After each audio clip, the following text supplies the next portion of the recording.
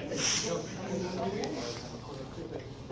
didn't want to wonder why the sunrise be Different different. tax return. We're talking money. You gotta see the sunrise, come on. I know.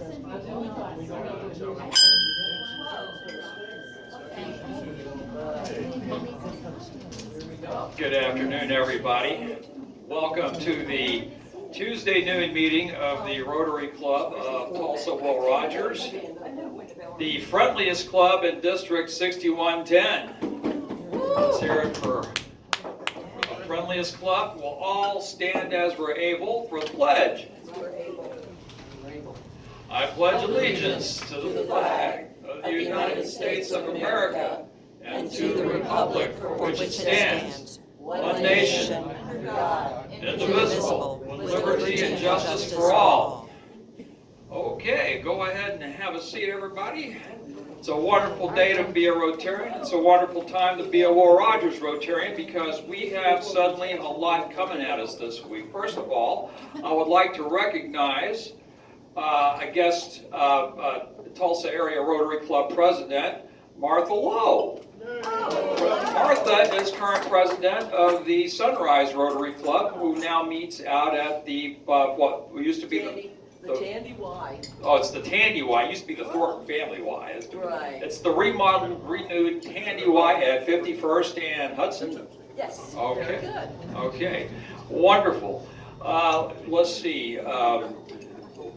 I got a lot of word this morning. Got two emails almost right at the same time, and one has to do with the applicants to our RILA that we're going to be sending off, and I'm going to get on that after our meeting at some point and let these people know what to do with the applications, because the question is who's going to do the funding. And we do have a club board meeting on Sunday the 5th at 2 p.m. at the Starbucks in Utica Square, same place that we had the last one. Anybody's welcome. And anybody's welcome to come, because we got some people that are looking good, some people we can send off and start getting them ready for leadership posts in Rotary, because these are the people that hopefully are going to be forming our Interact Club at Rogers. Also, too, I got an email from the director of the Medical Supplies Network Incorporated. They're going to be loading another container bound for Ukraine tomorrow, and the truck arrives at 9 a.m. It'll be a multi-club effort.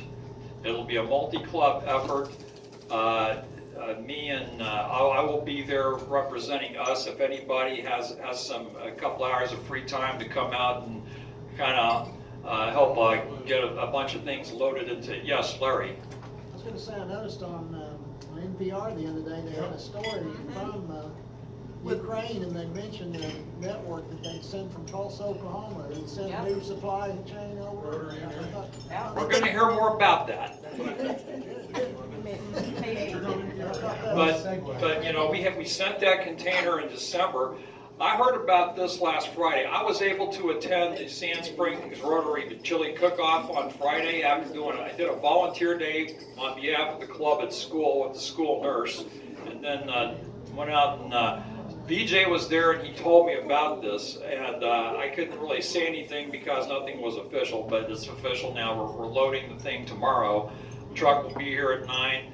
Last time the truck arrived at 9 and we had them packed and loaded by noon.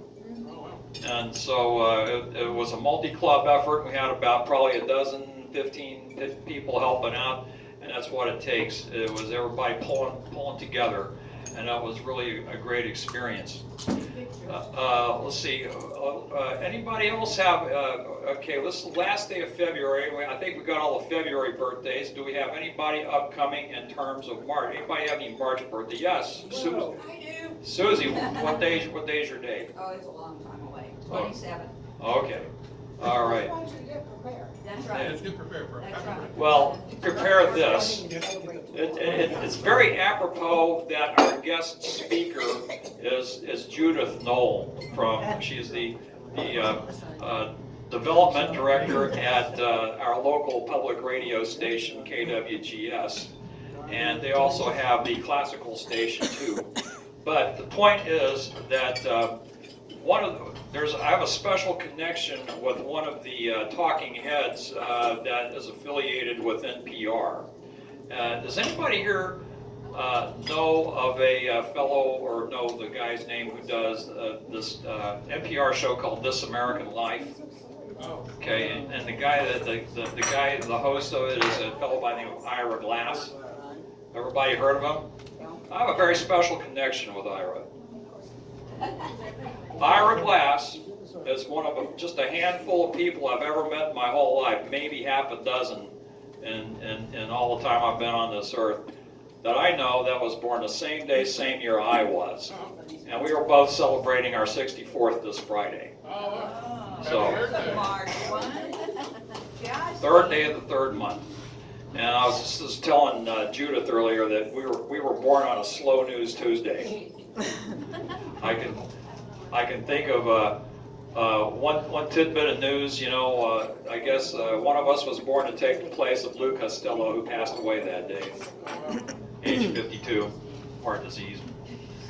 Anyway, our guest speaker today, like I say, is Judith, and she's has a long time presence here in Tulsa, having gone to the University of Tulsa, graduating in year 1981. Didn't get what major you had. I was a music major. Oh, Tyrell Hall type music? Oh, yeah. Oh, okay, Yeah. very good. Mhm. Yes, a music major, and she has had a long association with periods of hiatus from our local public radio station. Also, too, before we get full into her Spiel. exactly. Don't forget to buy your tickets.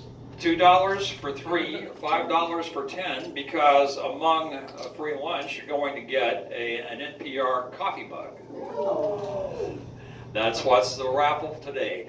Anyway, but I'd like to go ahead and introduce Judith here and have her come on up and tell us all about what's happening at KWGS. It just so happens the chief engineer at her station at the Public Radio Tulsa is a fellow by the name of Brad Newman. He is a fellow member of the Tulsa Rogers class of 1977. And he and I go back to Wilson Junior High School, 9th grade. So Judith, with no further ado, I'd like to turn the mic over to you, and we have I'll get the thing back up here and we can get everything turned on. Here you go. Judith Nole. Thank you so much. Thank you very much. So kind to have me here.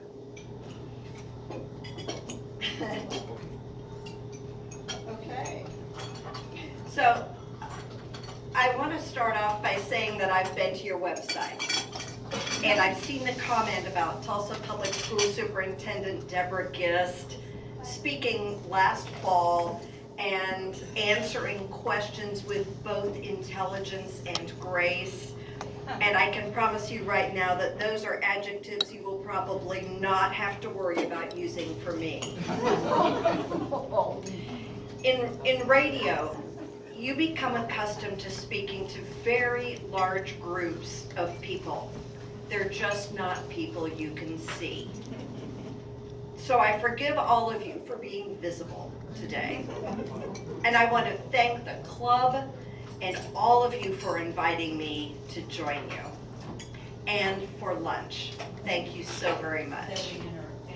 I'm so pleased to be here and to share with you a little bit about Public Radio Tulsa, an organization whose importance to our community I feel unambiguously passionate about. But first, I've brought some show and tell. And this is radio after all, so I'm going to invite you to close your eyes for a bit and just listen. I promise I won't steal your wallets. If you're an NPR fan from way back, like I am, you might recognize these two voices, and you might even recognize this particular story. So take a listen.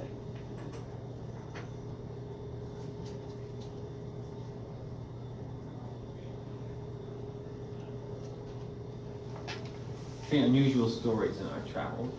And a few months ago, I got a letter from a listener who wrote, my teenage children have been going into the closet a few times a day, and I've been wondering about what was happening to them, whether some hanky-panky or whatever was going on in the closet. And I finally asked them, and they said, Mom, we're not doing anything wrong, we're just chewing on lifesavers.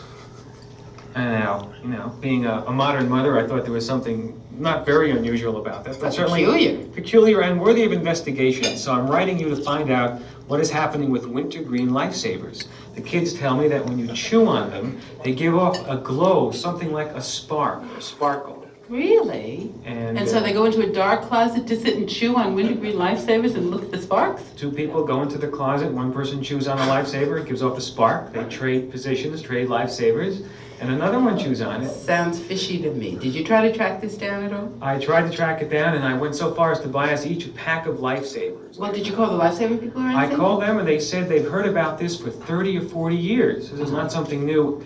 They don't know why this happens, but they suspect there's some chemical reaction in the wintergreen ingredient because it only happens with wintergreen lifesavers. Oh, it doesn't happen with cherry lifesavers or peppermint lifesavers? Only with wintergreen, and the mechanical action of your teeth crunching creates some sort of voltage inside the lifesaver or some sort of chemical reaction that gives off this burst of light. So you brought us each a pack of lifesavers, but what should we do, sit in here and chew them? It's a bright room. I say let's go into the closet and find out. Oh my God.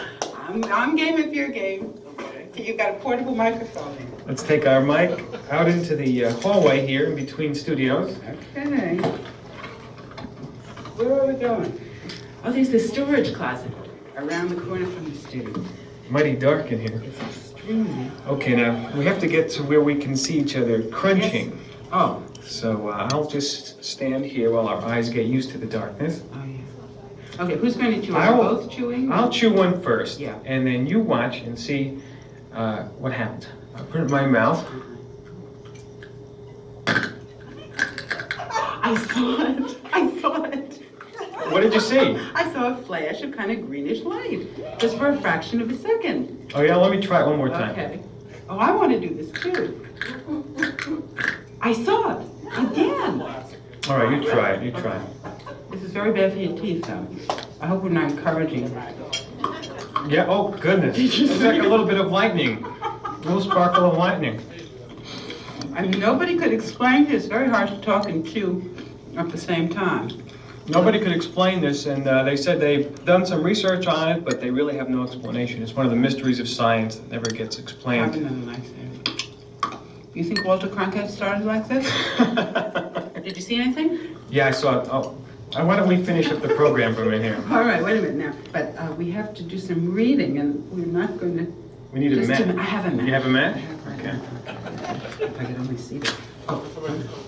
And for this evening, that's all things considered. From NPR. Live from NPR News in Washington. Susan, I've been saving this story just for this point. Sometimes we come across very unusual stories in our travels. Anyone know who those two stars in the public radio firmament were? The guy sounded like the puzzle guy. A little bit like the puzzle guy. Anyone know who the woman is? Okay.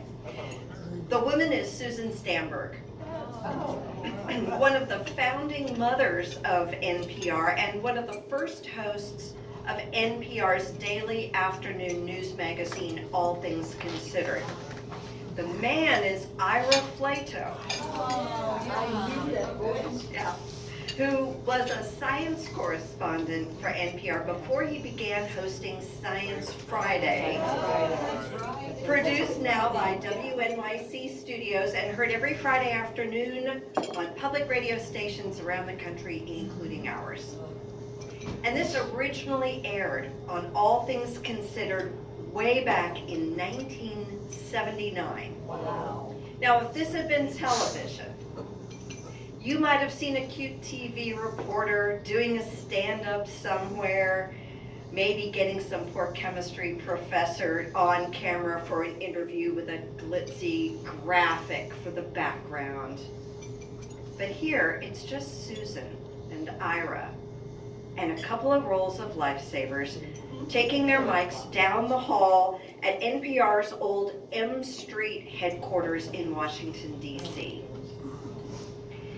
and into a storage closet where you hear them talking, and then you hear that crunch as Ira bites into the first wintergreen lifesaver and Susan saying, "I saw it!"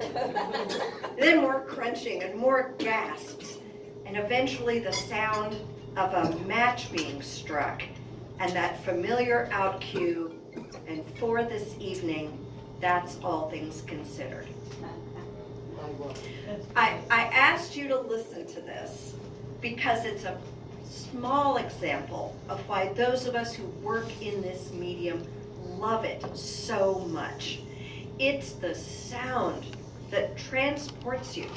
It takes you right into that dark little closet and then lights it up.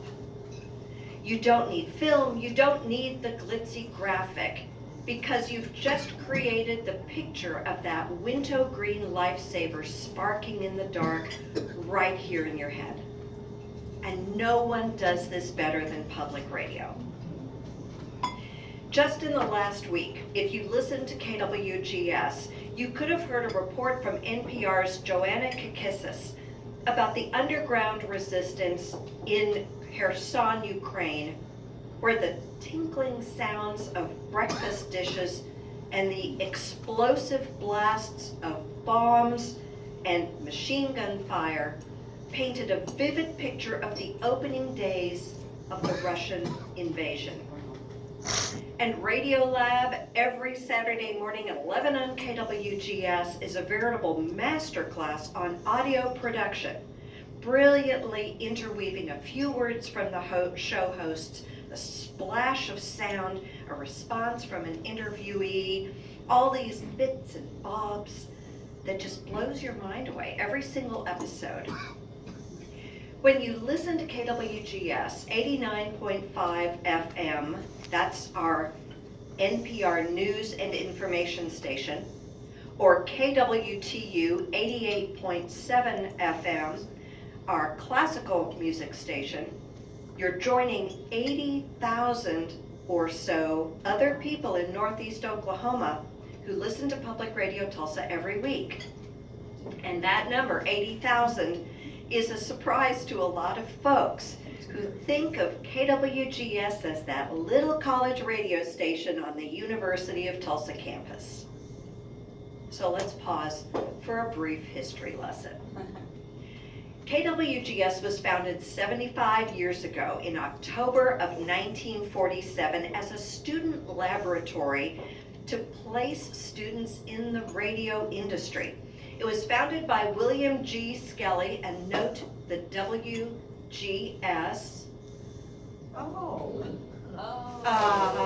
That's where it came from. That is who provided the seed money to start KWGS. William Grove Skelly, yes. It is the oldest continuously operating FM station in Oklahoma and was one of the first non-commercial FM stations in the country. And the continuously operating phrase is important because there was an FM station that came before us in Oklahoma, but it soon stopped broadcasting because the owners decided that this FM radio thing would never catch on. Which is my second favorite story about the early days of KWGS. My very favorite story was about the day we signed on, and I cannot remember if the person who said this was Mr. Skelly himself or a broadcast engineer, but apparently the very first words spoken on the station were, "Is this damn thing on?" A good reminder to all of us who work in the business that you should always assume the mic is hot. Yeah. For the first 15 years, KWGS served as a training ground for announcers and musicians and actors and program hosts, broadcasting everything from game shows to radio plays to live music programs. In the 1960s, as those jobs dried up with the advent of television, The station broadcast classical music and a variety of formats, including the first album-oriented rock program on the Tulsa airwaves. Take that, KMOD. In the early 1970s, then TU President Pascal Twyman heard National Public Radio while on a trip to Boston and recommended that KWGS adopt NPR programming and become an NPR member station, which it did in 1975. The station adopted the common NPR radio format of news during morning and afternoon drive times. And if you don't know what drive time means, it's exactly what it sounds like. It's the most listened to time of the day in radio broadcasting. It's when you're driving to work in the morning and driving home in the afternoon. Classical music during the day in the early evening and jazz at night. In the early 80s, as the costs of being a member station increased, KWGS found itself relying on direct listener support to fund those costs. And those listeners expected a professional product. With the end of the university's applied communications degrees in 1982, the station embarked on a move to professionalize its staff to better serve the community. In the early 90s, we became one of the first public radio stations of our market size to focus almost exclusively on news and information. And about market size, we are not a top 50 market, but we are not far away. We, depending on how you Google, we're either 61 or 56. In 2004, we were awarded a second radio frequency, 88.7 FM, which became our full-time classical music station, KWTU. Today, Public Radio Tulsa encompasses our two on-air stations, KWGS and KWTU, plus 3 HD-only streams that offer the BBC, jazz, and American songbook programming 24 hours a day, 7 days a week. And we are running all of this with a staff of 7 people. Wow. Now let me put that in perspective for you. Lexington, Kentucky and Knoxville, Tennessee are both smaller markets than Tulsa, and their public radio stations are operating with staffs of 12 and 19 respectively. Public Radio Tulsa's annual budget is $1.5 million, less than 10% of which comes from the federal government through grants from the Corporation for Public Broadcasting, and that is the agency created to administer funds appropriated for public radio and television by Congress. In fact, our largest single source of funding is from our listeners, who in this fiscal year will contribute about half of our annual budget. We are small in terms of staff, but we are aspirational.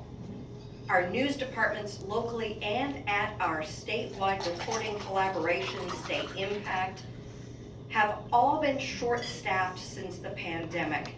We're closing in on being back to our pre-pandemic local news staffing levels, but we want to do more. This year, we are partnering with KOSU and KGOU. Those are two sister public radio stations licensed to OSU and OU respectively, to submit a grant to the Corporation for Public Broadcasting to jointly fund a state capitol reporter. If approved, we'll be one of a very few journalistic entities with a full-time capitol reporter, which is stunning when you think about it, given the amount of news that affects each of us every single day that comes out of the state capitol. And here at home, we're actively searching for a third reporter to add to our local news team, with more to come in the future. Like most public media outlets, we have long delayed making crucial updates to our broadcast physical plant, And to begin addressing that, this year we have embarked on a $500,000 capital campaign to replace our 50,000 watt KWGS transmitter and all 4 of our studio audio boards. All of this equipment is over 20 years old.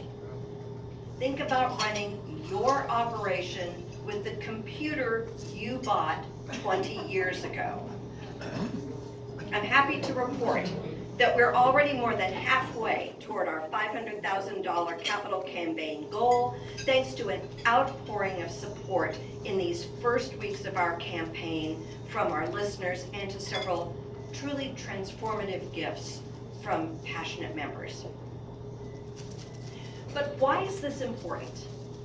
What difference does it make to even have a public radio station or 2 in Tulsa? Here's why.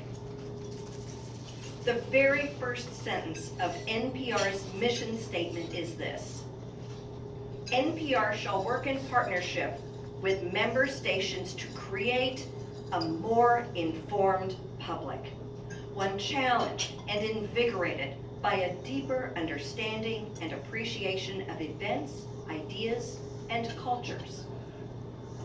Creating a more informed public is the beating heart of what we do. It's not making money. It's not creating ROI. It's serving the public with fact-centered, in-depth reporting and intelligent entertainment. It's about hearing voices that reflect the entire world we live in, whether those voices are in Washington, D.C., or rural Oklahoma, Nigeria, or Kyiv, Ukraine. And it's about broadening our understanding of what it means to be human, whether that's through the latest advances in science, or in literature, or in music. Because of the world we live in today, the mission of public radio has never been more important. There are places in the world where NPR reporters are among the only ones bearing witness to history, because the cost of keeping international news bureaus open has become too much for many commercial news outlets to justify. And as newspaper after newspaper cuts staff or shutters completely, someone must keep shining a light in dark places. Someone must keep holding those in power accountable. And if we didn't know how vital this is to the democratic experiment here in the U.S. before, we don't have to look far to see what happens when a free and fair press is suppressed. Look at Russia and Iraq, but also look at the world's largest democracy, India, where recently conducted searches of the BBC's offices there after a BBC-aired documentary critical of the Indian Prime Minister was shown. Our world may be smaller than ever before, but it's also more polarized than ever before. News organizations no longer necessarily pride themselves on their impartiality, and I'm looking at you, MSNBC and Fox News. I know that when I listen to NPR and Public Radio Tulsa, I'm hearing reporting that has been scrupulously fact-checked, where lies are called out as lies, and where the guiding principle is truth. And when I've had it, when my soul can't listen to one more news story, no matter how well it's presented, I nudge my radio down the dial just a titch, and I can listen to KWTU Classical 88.7. Exactly what I And an aside here, and this really began in 2020, at the beginning of the pandemic. I cannot tell you how many people I've heard from who have said, I don't know how I would get through the day without KWTU. We have been hearing that for years on KWGS. I don't know what I'd do without NPR and KWGS, but the last few years, we've been hearing that from our KWTU listeners as well. Finally, and remember that you're the ones who invited the fundraiser here. If you listen to public radio, I'm asking you to support it. Less than 5% of the people who listen to public radio system-wide are contributing members of their local public radio station, and that's true here in Tulsa as well. Just imagine what we could do, the beats we could cover, the opportunities for conversation we could open, the music we could share, if just a few more people realize that when we say listener-supported radio, we are not joking around, we really mean it. Well, I really mean it when I say that it has been an honor to be speaking with you today, and I appreciate your invitation, and I appreciate all of you more than I can say. Thank you so very much. And if any of you have any questions for me, I'm happy to try to answer them with as much intelligence and grace as I can muster.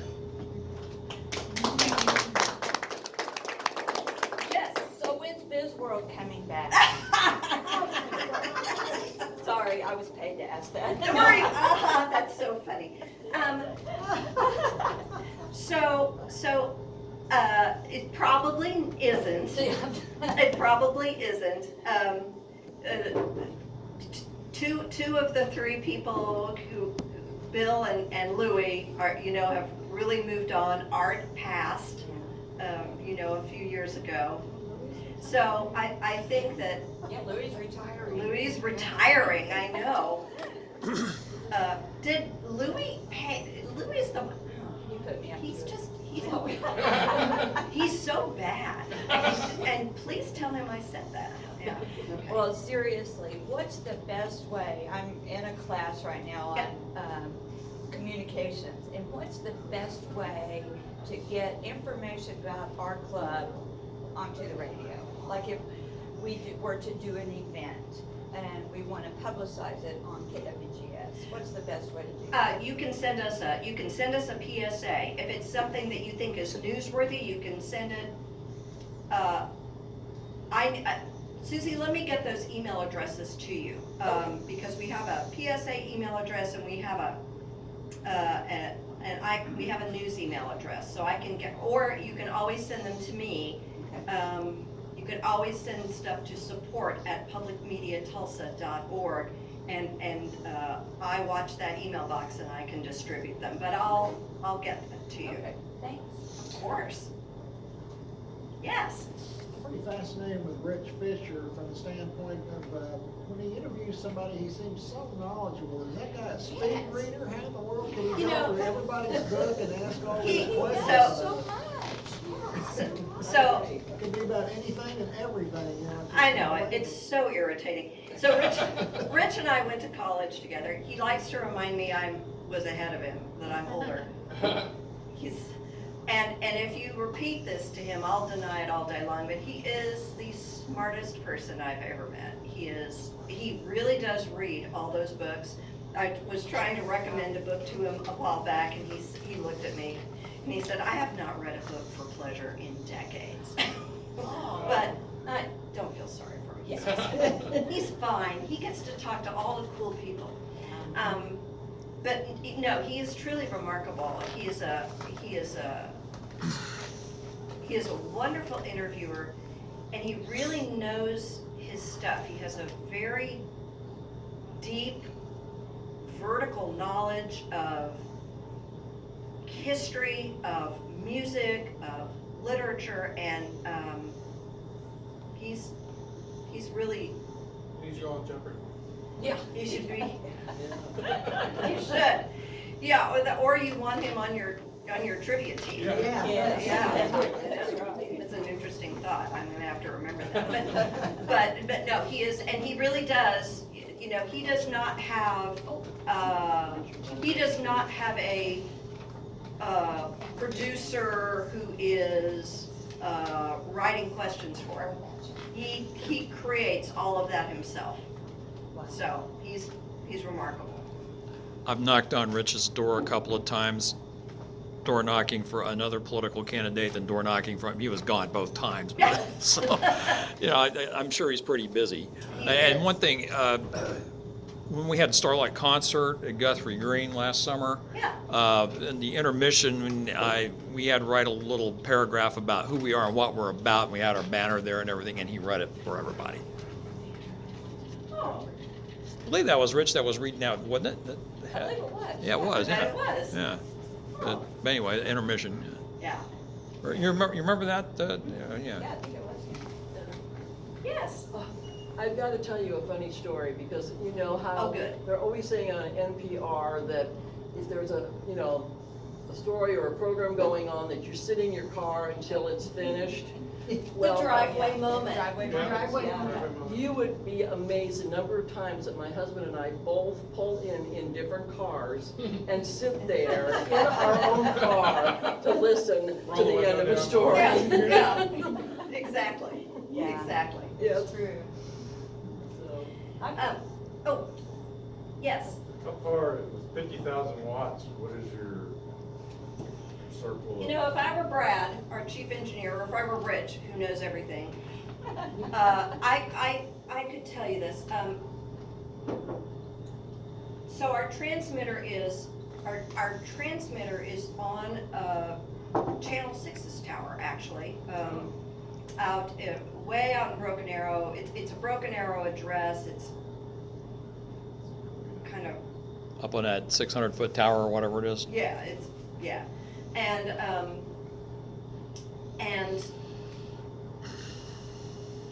we have listeners. I mean, listeners who get our terrestrial signal, not a stream. I know when I listen, I can keep the station if I'm driving north up to about Caney, Kansas. We have listeners, I think, on a good day in McAllister, although that's really stretching it. That's really stretching You it. can, because I used to work in McAllister, and yes, it right as you get to the city limits, the signal starts to fade. Yeah.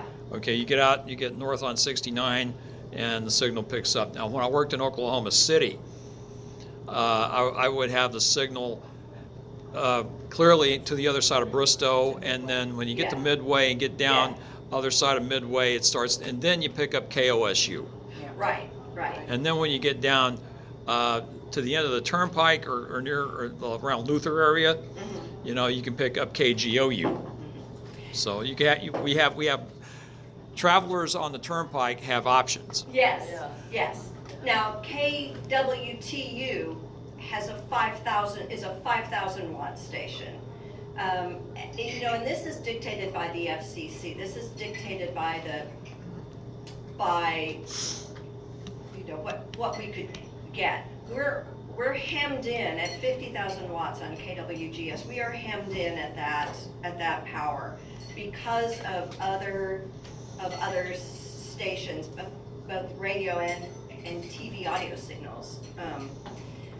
Our KWTU is difficult to hear too much outside of the Tulsa city limits because it's lower powered. But KWGS is a relatively wide spread in northeast Oklahoma. I want to, okay, so one of the reasons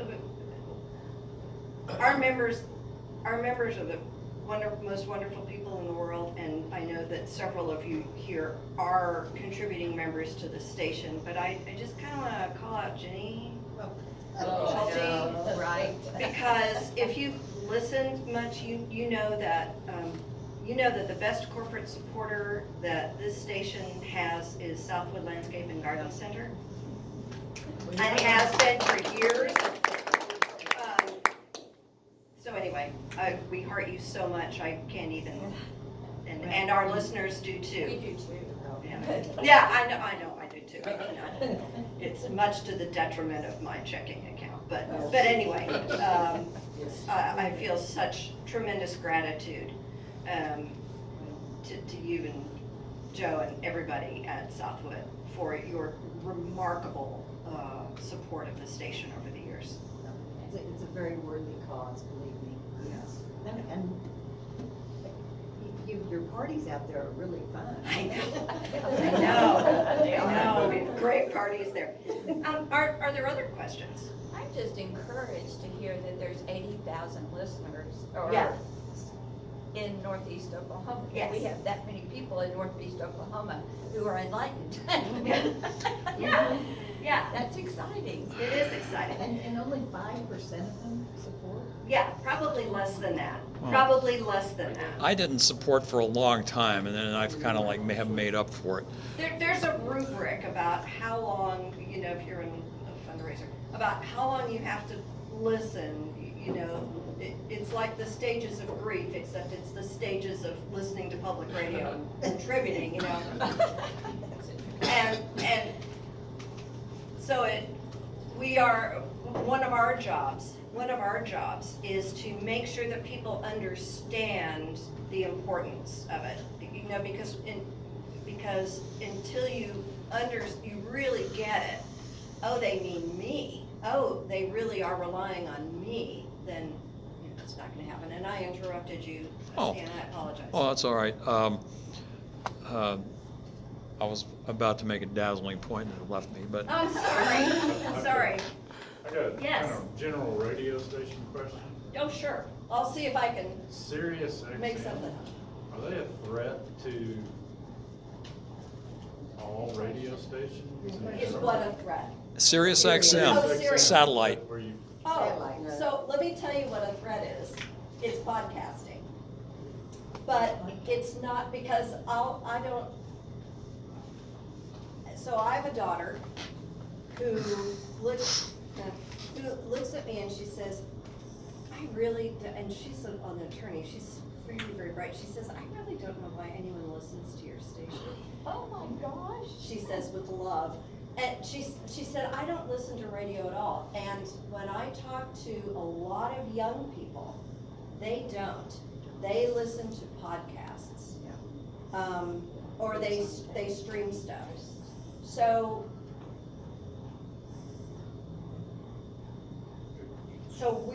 I will tell you that we're very aware of several things. Can I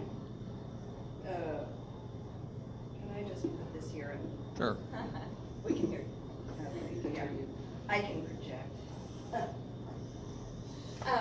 So there are several things that we're concerned, well, I say concerned about, that we're aware of and that we know we need to begin addressing. One is the fact that our audience is graying. And I'm one of, we're typical listeners, right? Another is that our audience is very white. And if you look at the demographics of our community is not very white. And we are behind the curve in serving the breadth of our community. So one of the things that we want to undertake is a real study of who is not being served, who are potential listeners to the product, which sounds crass, but you know what I mean. The product that we have, in articulate, intelligent, in-depth news and intelligent entertainment. Who's not being served by that, and why aren't they? And what's the barrier there? So how do we reach audiences that aren't served, younger audiences, BIPOC audiences that are, that are growing up not listening to radio? What's coming next and next after that? So that's a huge challenge. The radio audience in general is declining. It's not declining as quickly as it's not nosediving, but it is not growing. So it behooves us to figure out what's going on and how to continue to serve people, because I believe truly, passionately, that that we're providing a service that's important. But how do we provide it? What's the best way to provide it? What do we do, you know? Well, And I'm 63, you know, so I'm not the best person to figure that out. well, how do we attract certain of the other crowd, like shows like Swing on This? Yeah. You know, the subgenre of country music. And I know it's got, I don't know what kind of draw that has in terms of who listens on it. For a Saturday night? Yes. A pretty good draw. Okay. John what- Willie, if you haven't listened to Swing on This, oh my gosh, you What should. could we maybe like get somebody to do maybe a Motown type of thing, you know? And, A lot of local musicians. There so, are a lot of local musicians, yes. And you know, something like, you know, the history of the Gap Band, or Yeah. or you know, or Earl Clark and the Spectrum Band. They used Yeah. to play the Nine of Cups Yeah. back in the year, and you know. Well, that's one of the, I mean, that is one of the things we want Again, to that eventually that would be an embark on older demographic, but there's a younger demographic Yeah. that knows very little about it. Yes, yes. And I would think things like the Tech Radio Hour and some of the story things would be attractive to They younger are. people. They are. Radio Lab, that's it, Yeah, yeah. yeah. Oh, It's just that some of those things are at night. And kids, if they are gonna listen to it, they listen to it during the day. They don't listen to it at night. well, and that's true for radio, period. Yeah. I mean, Yeah. you know, it used to be, so, you know, 50, 75 years ago, people would listen to radio the way they watch TV. And people don't even watch TV the way they watch TV anymore, you know? That's true.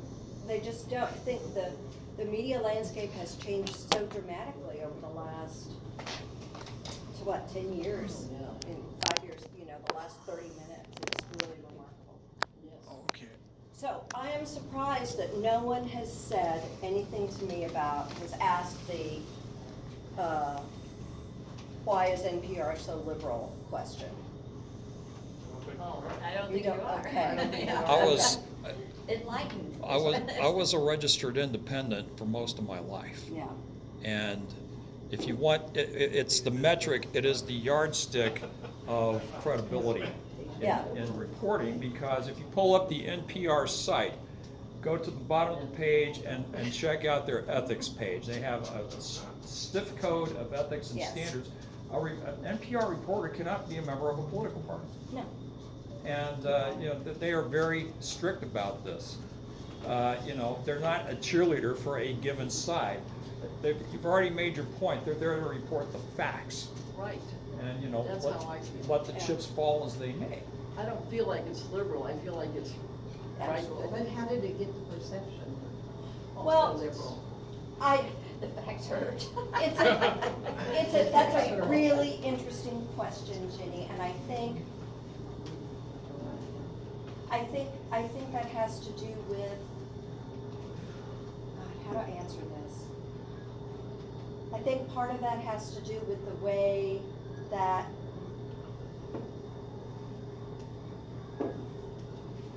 liberals and conservatives view, I don't No, know. okay.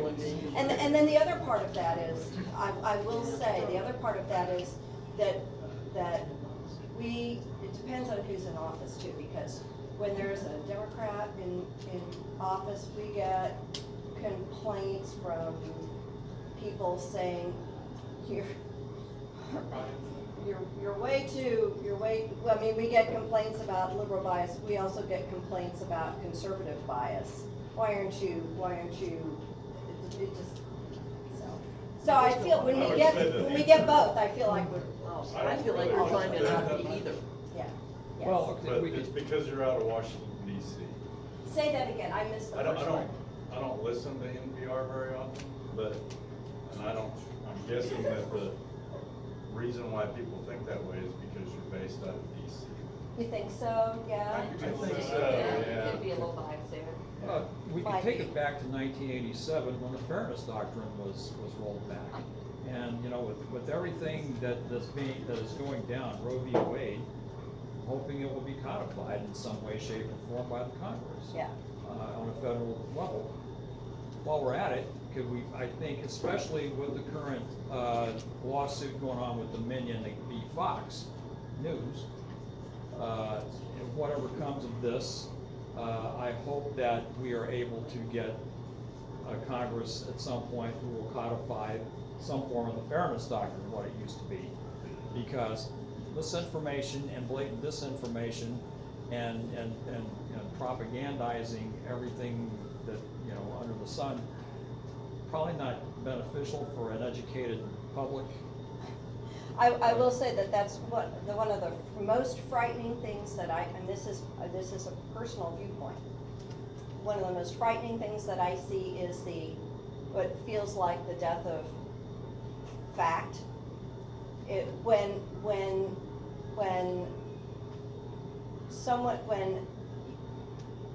it becomes acceptable to say 2 + 2 = 5, then and when a news organization calls that out and says this is not true, and then a significant part of the populace calls that fake news, Or alternative that's facts. or alternative facts, then that's frightening. No matter what side of the spectrum you're on. Yes. I'm going to have to. Oh no, I'm done. Okay. Thank you. You're very good. I'm gonna grab You my can finish your lunch now. Thank you, Judith, for that most informative talk. We're going to put these tickets in the squirrel cage. We're going to have us a little FDR moment, and you're going to be part of it. Yay. I would have, so if I'd known this was happening, I would have brought swag from the station. Okay. This is his mug. This I'm is sure he's washed one it. of but- several, because I got enough junk in my cabinets. I got to clean them out. Oh, So- it's a vintage mug. Yes, I see. this is a It's a public vintage radio mug. Tulsa mug, and we're gonna go ahead, Dan, and spin that squirrel cage a couple of times, and we're gonna have a regular FDR moment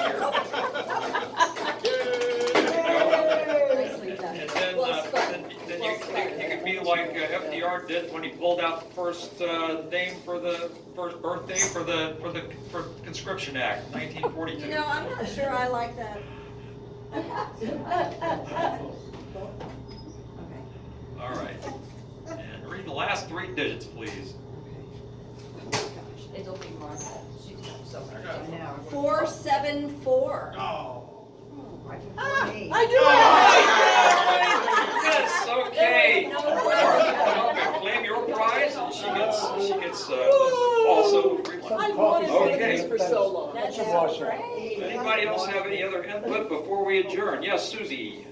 2 weeks from today, we have Lori Fulbright from Channel 6 coming. Her program will take an hour. So we need to start lunch, and I'm talking with Craig about doing a buffet lunch that day. That'll be good.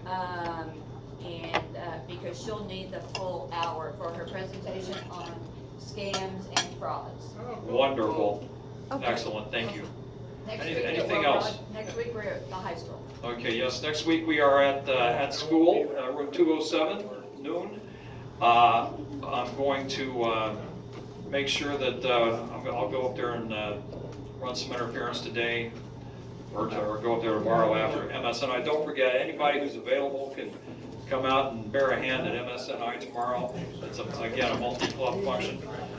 But with all that said, could we all stand and recite the 4-way test? 4-way test of things we think, say, or do. Is it the truth? Is it fair to all concerned? Will it build Goodwill and better friendships? Will it be beneficial to all concerned? And will it be fun, or will anybody find out? Okay, Rotarians, until next time, be extra careful out there. Yeah, it's my. We have bagels and coffee in the morning, and that's at 6:45, and I know. I have to work so hard, and now I've been around for 26 years. And it's the best thing I ever did, because it gets me out, you know, in the morning. Otherwise, I'm hanging out until 10 o'clock. Yeah, this is so funny. Give it a hug. Give it a hug. Yes, it's so cool. I have wanted these cups forever, and I have gotten the flat of flowers, and that's happened, but, I tried to catch What? I'll do one of these one day. I'll hug the home. I take pictures of people. Tomorrow. Yes. They give me a quote of why not. Oh, yes, please do.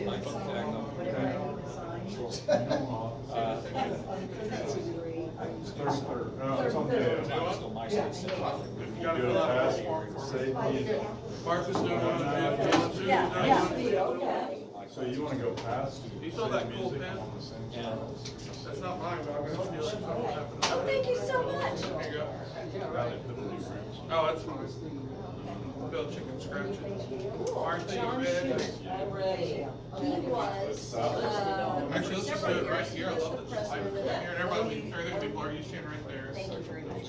Oh, you Tulsa? Thanks, me. There we go. He is not You in see an office building the, and he's doing, he told me what he's doing. Here we go.